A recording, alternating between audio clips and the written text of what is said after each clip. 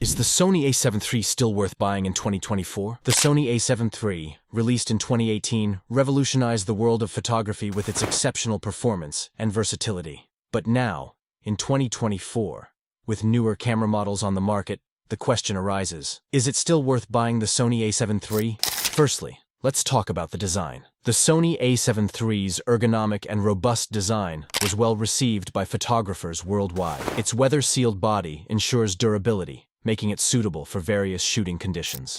Next, image quality. The Sony A7 III features a 24.2 megapixel full-frame sensor, delivering stunning images with excellent dynamic range and low-light performance. Whether you're shooting landscapes, portraits, or events, the A7 III consistently produces professional-grade results. Performance-wise, the Sony A7 III remains a powerhouse. With its fast autofocus system, 10 frames per second continuous shooting, and 5-axis in-body image stabilization, it excels in capturing sharp and steady shots, even in challenging shooting scenarios. The Sony A7 III also offers a range of advanced features for both photography and videography. Its 4K video recording capability, along with S-Log and HLG profiles, provides filmmakers with flexibility in post-production, while photographers benefit from advanced autofocus modes and customizable controls.